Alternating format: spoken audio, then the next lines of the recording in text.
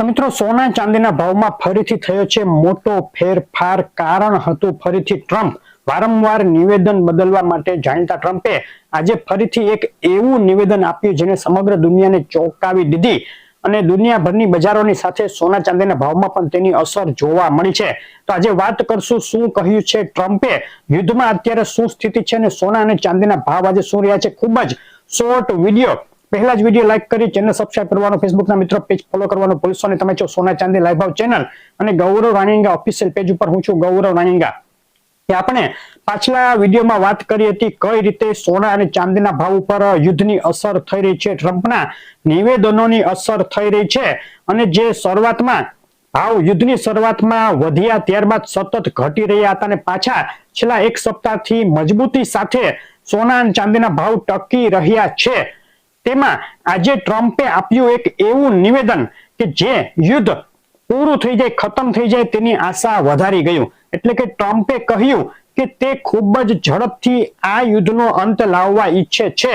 અત્યારે straight of હોર્મુઝ ઈરાનના કબજામાં છે. ઈરાને સ્ટ્રેટ ઓફ હોર્મુઝ બંધ કરેલું છે. જે જહાજોની અવન જવન છે તે અટકાવેલી છે, જેને લઈને ખનિજ તેલની શોર્ટેજ અનેક દેશોમાં છે. ખનિજ તેલના ભાવ આસમાને પહોંચી રહ્યા છે. તેની વચ્ચે ટ્રમ્પે કહ્યું કે ભલે સ્ટ્રેટ ઓફ હોર્મુઝ બંધ રહે તેમ છતાં તે યુદ્ધ અટકાવવા માટે તૈયાર છે. ટૂંકમાં કે સ્ટ્રેટ ઓફ હોર્મુઝ બંધ કરી અને ઈરાને બીજા દેશોની સાથે અમેરિકાનું પણ નાક દબાવ્યું છે. ટ્રમ્પને હવે ઝુકાવી દીધા છે. સ્ટ્રેટ ઓફ હોર્મુઝની નાકાબંધી સામે ટ્રમ્પ ઝૂકી ગયા હોય તેમ હવે યુદ્ધ બંધ કરવાની વાતો કરી રહ્યા છે. આ બાજુ ઇઝરાયેલના વડાપ્રધાન નેતન્યાહુએ કહ્યું છે કે ઈરાન યુદ્ધ હજુ અડધે જ પહોંચ્યું છે. એટલે કે ઇઝરાયેલ એવું માને છે કે યુદ્ધ હજુ ખતમ થવાની, નજીકના દિવસોમાં ખતમ થવાની સંભાવના નથી. ચોખ્ખું નેતન્યાહુએ કહ્યું કે તે યુદ્ધ બંધ થવાની કોઈ તારીખ આપવા માંગતા નથી. તો આ મામલે હવે યુદ્ધ ખતમ થવાના મામલે ઇઝરાયેલ અને અમેરિકા અલગ અલગ ભાષા બોલી રહ્યા છે. તો શું યુદ્ધ ઝડપથી ખતમ થવા તરફ જઈ રહ્યું છે એ તો સમય જ બતાવશે, પરંતુ તેની સીધી અસર આજે સોના ચાંદીના ભાવ ઉપર થઈ ગઈ છે.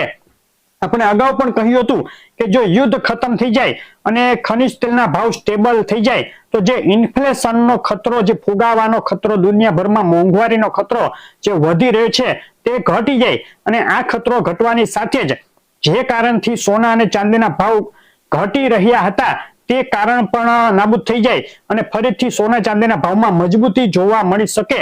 તો આજે ફક્ત ટ્રમ્પના એક નિવેદન બાદ સોના અને ચાંદીના ભાવમાં મજબૂતી જોવા મળી છે.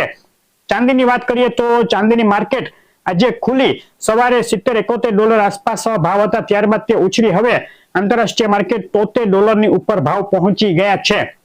ભારતીય બજારમાં ચાંદી ચોરસાનો ભાવ 2,35,000 બોલાઈ ગયો છે, પાછલા 7 દિવસનો સૌથી ઊંચો ભાવ.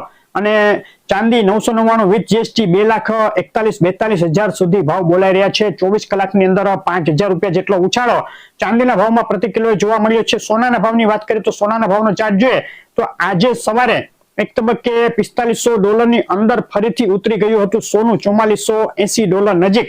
ત્યારબાદ તેમાં જબરદસ્ત ઉછાળો જોવા મળ્યો અને ઉછળી અને છેલ્લા 7 દિવસમાં પહેલી વાર $4,600 ની ઉપર સોનું બોલાઈ ગયું. આંતરરાષ્ટ્રીય સોનું $4,619 સુધી આજે ગયું છે.